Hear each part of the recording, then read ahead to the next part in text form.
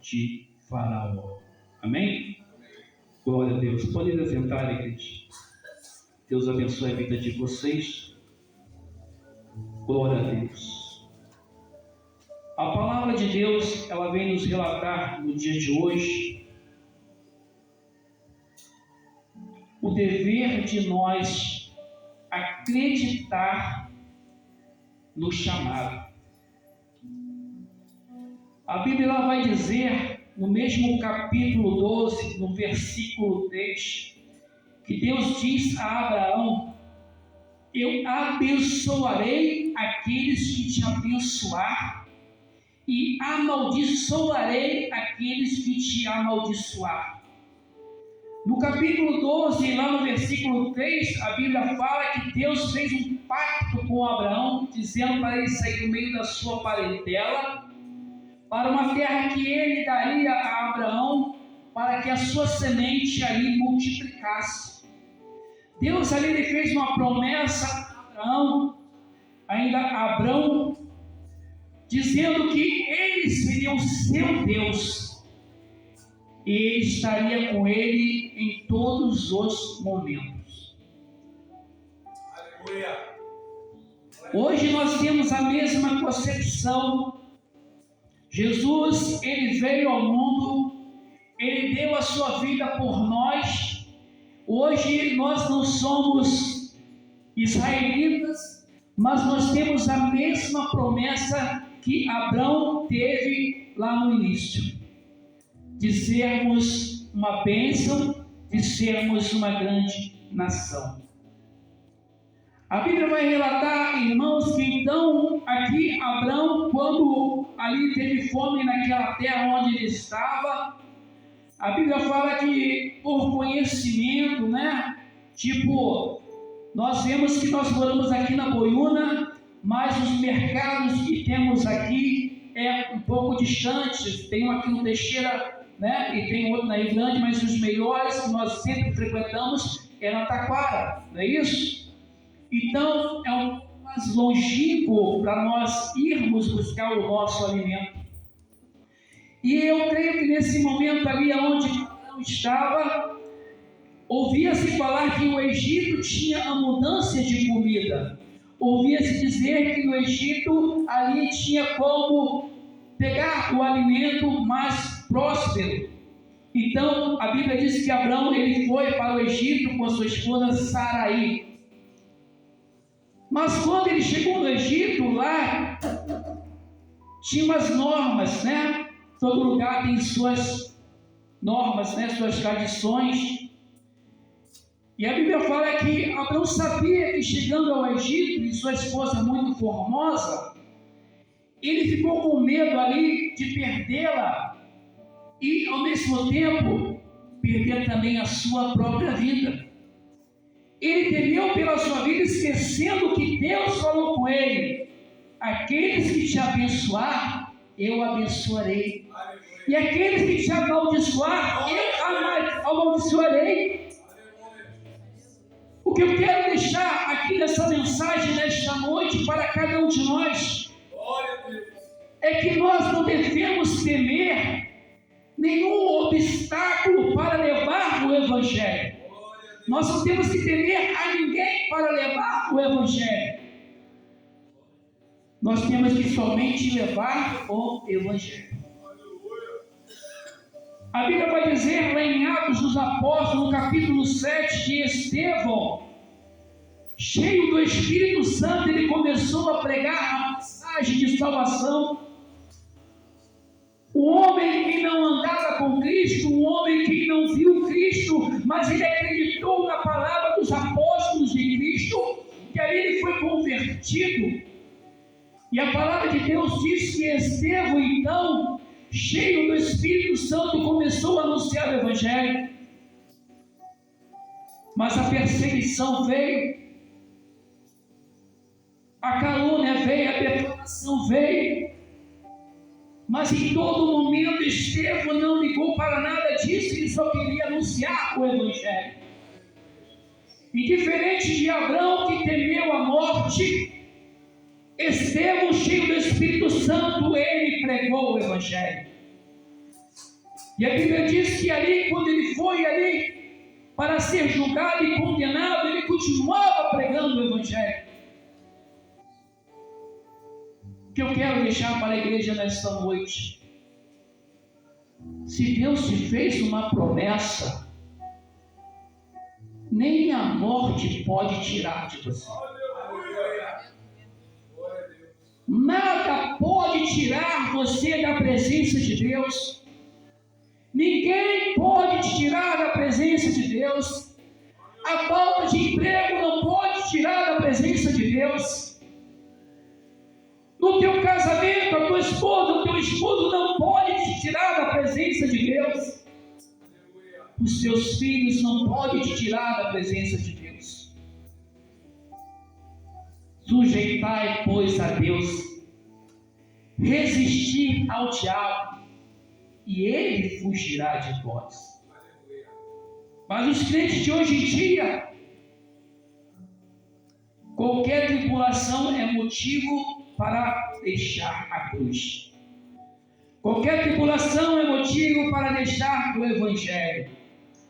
Qualquer tribulação é motivo para dizer: fala assim, porque senão eu posso morrer.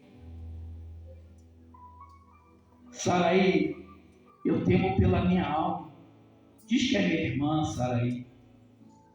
Pô, Saraí, a gente está passando fome, mas só lá no Egito que tem comida. Se você falar que tu é minha esposa, eu vou morrer. Aí não adiantou nada a gente ir para o Egito. Era melhor ficar onde eu estava mesmo. Em outras palavras, o Evangelho é se dar a Ele. Jesus diz: aquele que perder a sua vida por amor de mim, ganhá-la. Muitas das vezes, irmãos, nós nos deixamos levar pela emoção, pela ansiedade, pelos problemas, pelas calúnias, pelas defamações, por às vezes não ter uma oportunidade na igreja. Poxa, eu sou daquele ministério há tanto tempo, eu nunca peguei naquele microfone. Será que o pastor não gosta de mim? Será que os obreiros não gostam de mim? Se a tua preocupação é essa, tu está no lugar errado. Porque quem te chamou não foi o pastor, não foi os obreiros. E não vai ser o microfone que vai te fazer ser salvo. O que vai te fazer ser salvo é o chamado que Deus tem na tua vida. O que vai fazer você ser salvo é a presença do Espírito Santo na sua vida. O que vai te fazer ser salvo é você obedecer a Deus. Jesus dizer: não tem mais aquele que mata a tua carne, e depois não tem mais nada que fazer com ela. A ti te digo a quem deves temer: aquele que após matar a tua carne, lança a tua alma no inferno. Eu digo para a igreja dessa noite, por causa disso que Abraão cometeu aqui, a Bíblia diz que Deus, lá no capítulo 15, no versículo 13 ao 16, a Bíblia diz que Deus diz a Abraão: agora a tua descendência eu vou levar ela para uma terra desconhecida, e a tua descendência, Abraão, vai sofrer, vai ser escravo por 400 anos. A Bíblia fala que Deus pega o jovem chamado José e dá a ele 2 sonhos, para que José interpretasse esses 2 sonhos falando com seus pais, com seus irmãos. Deus usou José para levar toda a família de Israel para o Egito. E a Bíblia diz, lá em Êxodo 12:40, que foram 430 anos de escravidão, pela falta de confiança de Abraão. Aqueles que te abençoar, eu abençoarei. Mas aqueles que te amaldiçoar, eu amaldiçoarei. Mas você tem que crer. Ser crente, irmão, não é carteirinha para entrar no céu. Ser crente, irmão, não é um passe de aprovado. Ser crente, irmão, é dedicação. Ser crente é posicionamento. Ser crente é obediência. Ser crente é acreditar que aquele que te chamou, ele tem poder para te salvar. Quanto tempo você tem de evangelho? Para analisar. Quantos entraram com você no mesmo dia que você aceitou Jesus? Quantos se batizaram e hoje não se encontra mais na presença? E você ainda está de pé. Por quê? Você é melhor? Não. Porque você guardou no teu coração e acreditou naquele que te chamou. Você colocou certeza plena de que aquele que te chamou era aquele que vai te salvar. É aquele que verdadeiramente tem poder para tirar todas as coisas da tua frente. Está difícil? Tá. O ímpio fica desempregado, eu já falei isso aqui em vários cultos. Só que tem uma diferença. No Salmo 23 diz assim: o Senhor é o meu pastor. A tradução nada me faltará não está muito certa não. Já ouvi interpretações diferentes.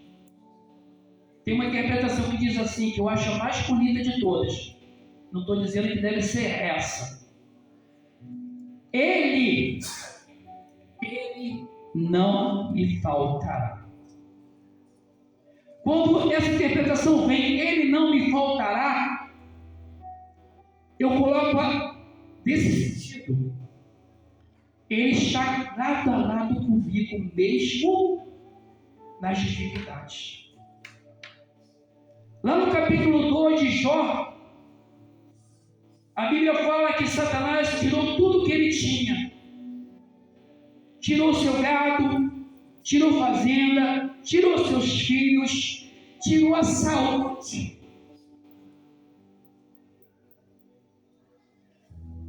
Mas não tirou a presença. Eu sei que ninguém aqui tem essa capacidade de passar o que passou. E aí aquele que falar que tem, que Deus prova, e cuidado. Cuidado.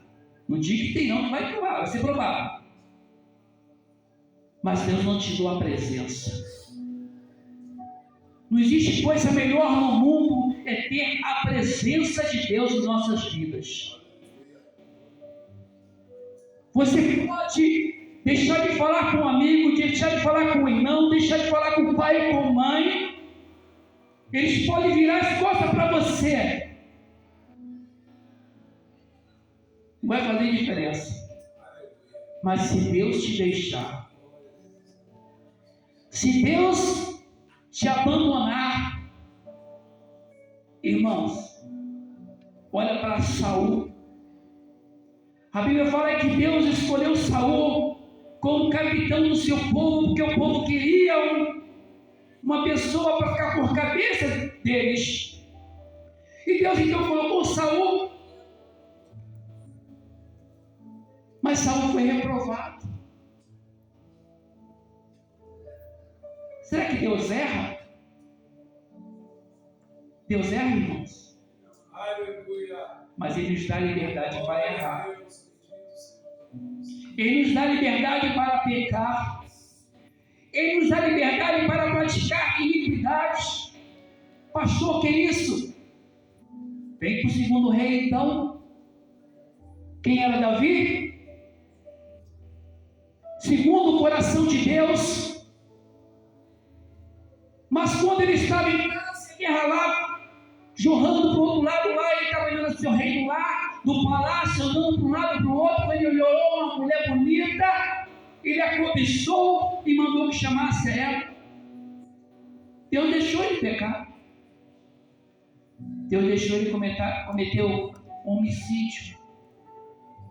Mas sabe qual é a diferença de Saul para Davi? Não digo que a gente tem que fazer isso não, tá, irmão? Não sai pecando por aí e depois ficar pedindo perdão, não estou falando isso não, hein? Só estou dando exemplo do poder e misericórdia de Deus na nossa vida. A diferença é que Davi, ele se humilhou. Já Saul não. Saul se exaltou. Ele se achou igual a Deus, que ele tinha que ser perdoado, tanto faz. Não é assim que se faz. O cair é do homem, mas o levantar é de Deus. Mas não é que você tem que cair toda hora e se levantar, não. Porque vai chegar uma hora que você vai querer cair e por causa da sua iniquidade Deus não te levanta nunca mais. Então respeite o sentido do pecado. Nós somos falhos, nós somos pecadores. Nós erramos a todo instante. A Bíblia fala que aquele que diz que não tem pecado é um mentiroso. Não tem ninguém mais santo aqui, não é porque o cara é pastor que ele é melhor que quem é membro. Não é porque ele é o presidente da igreja que ele é melhor que o obreiro. A diferença só em cargo. Mas às vezes o obreiro é mais cheio do Espírito Santo que o pastor. O que vai dizer a diferença é no final do dia do juízo. Mas o que eu quero pregar nessa noite, dizer para a igreja, trazer essa mensagem para a igreja, independente das suas falhas, independente dos seus erros, nunca abandone a cruz. Nunca abandone o Espírito Santo que está na tua vida. E quando eu falo isso, eu digo porque você tem que fazer isso antes que ele te abandone. Porque quando o Espírito Santo sai de uma pessoa, só a misericórdia de Deus para ele voltar. É difícil. Eu conheço muitas pessoas que começaram o Evangelho há 21 anos atrás comigo, que hoje são espíritas, que hoje nem crentes são mais. São pior do que ateu. Isso é horrível, irmãos. Quando o Espírito Santo nos ama. Quando o Espírito Santo sai de nós. Isso é a pior coisa que existe, pessoa, é perder a graça e a misericórdia de Deus. E Abraão, por causa dele, você vê que o processo que José passou, a Bíblia fala que ele foi rejeitado pelos seus irmãos, a Bíblia fala que ele foi vendido como escravo, a Bíblia fala que ele foi servo de Potifar e depois ele foi prisioneiro. E eu pergunto para você, qual foi o pecado de José? Mas Deus falou, vão peregrinar 400 anos no Egito. E eu tenho que colocar alguém lá para levar esse povo para lá. E como que esse povo iria para o Egito? Se eles só iam de passagem na fome e vão colocando José de governador do Egito. Às vezes você não sabe por que você está naquele trabalho. Você não sabe por que Deus abriu aquela porta ali diferente para você. Talvez é para ajudar um parente seu. Sabia que tem gente que fica rico da noite para o dia? Quem sabia? Tem gente que fica rico da noite para o dia. Deus não enriquece ninguém da noite para o dia porque quer. Deus enriquece para provar. Sabia disso, irmãos? Tem muita gente que é próspero e não ajuda ninguém. É próspero e não ajuda um parente. Prefere ajudar um estranho do que ajudar um parente. Tem pessoas que têm amor a animais do que um ser humano. Gasta milhões com um cachorrinho, com um gato, mas se o teu semelhante pedir um prato de comida, vai trabalhar vagabundo. Você tem saúde, não trabalha porque não quer. E a Bíblia diz que tive fome e não me deste de comer. Tive sede e não me deste de beber. Andei nu e não me vestiste. Estive preso e não me visitaste. Às vezes você pensa, mas pastor, eu só dei um salário mínimo. O que você puder fazer de bem, faça. O que você puder ajudar o teu próximo, faça. Porque vai chegar uma hora que você vai ser o dependente, que você vai ser o necessitado, que você vai ter que pedir. E se tu fechou a porta o tempo todo, quando chegar a tua vez, a porta também vai se fechar para você. Então, irmãos, nós temos que procurar sempre fazer o melhor. José, ele foi vendido pelos seus irmãos. Mas quando os seus irmãos vieram diante dele ali no Egito, ele ainda tentou castigar seus irmãos. Mas a misericórdia na vida de José era maior do que o trauma. Era maior do que a vingança. E a Bíblia fala que José ali amou os seus irmãos com amor inexplicável. Imagina, irmão, aquela pessoa que te persegue o tempo todo. Está ali sempre te capugando, né? É no trabalho, né, irmão Luiz? É na escola quem estuda, seja onde for, na rua, na vizinhança. E de repente aquela pessoa bater na porta da tua casa e fala assim: Luiz, Sebastião, me ajuda aí que eu estou passando necessidade. Aí você vai olhar assim: esse cara me perseguindo, está aqui pedindo alguma coisa, né? Agora é que eu vou botar até um veneno na comida dele. Olha, né? Tem pessoa que pensa assim, né? Mas não, dá a comida melhor para ele. Mostra a diferença do Deus que está na tua vida, Deus que você serve. José fez isso. José ele mostrou para os seus irmãos o que a misericórdia quer, que diz Jesus Cristo. Irmãos, a melhor coisa que tem é você amar aquele que te odeia. A melhor coisa que tem é você amar aqueles que te caluniam. A melhor coisa que existe é você fazer por aquele que te persegue. Porque a glória de Deus vem resplandecendo assim. A glória de Deus vem resplandecendo nossa vida de uma maneira que a gente nem percebe. Mas quando nós percebemos, é o galardão de Deus na nossa vida. O galardão de Deus não está em você andar com a Bíblia na mão e dizendo eu sou crente. O galardão de Deus está nas suas ações, nas suas atitudes. O galardão de Deus está naquilo que você planta de pão para o seu próximo, independente de quem seja. Era necessário José fazer aquilo, era necessário José se humilhar, era, porque ele mostrou, no final das contas, tanto para os seus irmãos quanto para nós, nos dias de hoje, que não há nada incomparável à misericórdia de Deus, que não há nada incomparável o perdão que Deus nos deu. Quem era nós? Quem nós éramos?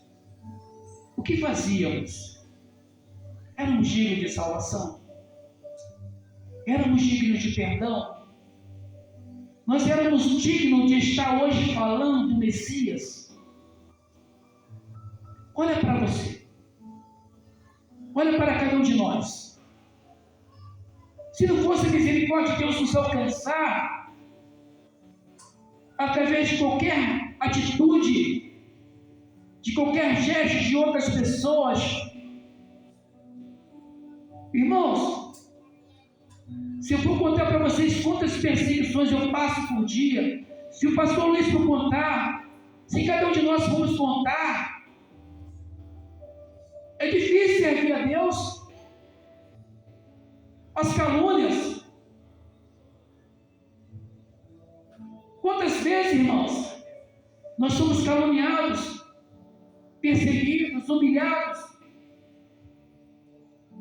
rejeitados pelo homem, pela sociedade, mas nunca por Deus. Lembre de uma coisa: seja qual for a tua dificuldade, seja qual for o teu problema, jamais deixe de servir a Deus. Pastor, o senhor não conhece a minha vida? Não, mas Deus te conhece. E se Ele te chamou, é porque Ele te capacita. Abraão podia pagar por isso. As consequências poderiam vir para Abraão, mas atingiu a 4ª geração de Abraão. Vocês depois ler lá em Gênesis 15, vocês vão ver. A 4ª geração de Abraão foi que sofreu por Abraão não ouvir o pacto que Deus fez com ele. E se você também não ouvir o pacto que Deus tem contigo, irmãos, você olha lá fora, tem pessoas que já vira e mexe me pede oração dizendo: eu quero ser crente, mas não consigo. Eu quero entrar numa igreja, mas eu não tenho força. Eu quero largar todas essas coisas que eu uso aqui, mas eu não consigo, não tenho força. E você conseguiu. Porque tu é melhor? Não. Porque Deus olhou para você e viu que você queria e se esforçou para ser. É porque também tudo é o querer de Deus e o teu esforço também. A Bíblia fala que Jesus passava por Jericó e tinha um cego mendigando à beira do caminho. Está lá escrito. São Lucas 18, 35. E Jesus passou pelo mendigo. A Bíblia fala que ele passou. Está aqui, ó, os 3 pastores, eu estou passando. Eu nem vou olhar para eles. Não gostei deles? Vou nem olhar. Passou. A Bíblia fala que quando Jesus estava a uma distância, aquele cego perguntou: o que está acontecendo aqui? E falaram para ele: é Jesus o Nazareno que está passando. E ele começou a clamar. E Jesus não parou para ouvir, não parou para dar esmola, não parou para dar uma palavra, simplesmente continuou andando. Mas quando ele tomou uma atitude de falar mais alto, quando ele clamou com mais firmeza, Jesus pegou e chamou a ele. E por que você está aqui nessa noite? Porque alguma coisa você fez para chamar a atenção de Deus. Em qualquer momento da sua vida você parou e falou: chega, não quero mais viver essa situação, eu quero estar com Cristo agora, eu quero servir a Cristo agora. E Ele estendeu as tuas mãos e tocou em você. Porque, irmãos, está escrito: não foi vós que me escolhestes a mim. Sim ou não? Mas eu que escolhi a vós. Tu vê a grandeza de você estar aqui hoje na casa do Pai? Tu consegue sentir a presença do Espírito Santo que está na tua vida, que te fez ser conhecido de Deus? Do Espírito Santo que olhou para você no meio de multidão, de bilhões de pessoas, e te chamou pelo nome, como chamou Zaqueu? Não existe coisa mais grandiosa na vida de um ser humano, é ser reconhecido por Deus. E se você está aqui hoje, é porque Deus te ama. Então não deixe de adorar Ele em momento nenhum. Porque Ele está olhando lá de cima e está procurando os verdadeiros adoradores que o adorem em espírito e verdade. Não tem luta, não tem provação, não tem batalha. Faça igual a sunamita, tudo vai bem. O filho está morto em cima de uma cama, mas tudo vai bem. Sunamita, o que está fazendo? Vai no profeta hoje é sábado, mas tudo vai bem. Mas sunamita, porque tu vai até o profeta hoje? mas tudo vai bem.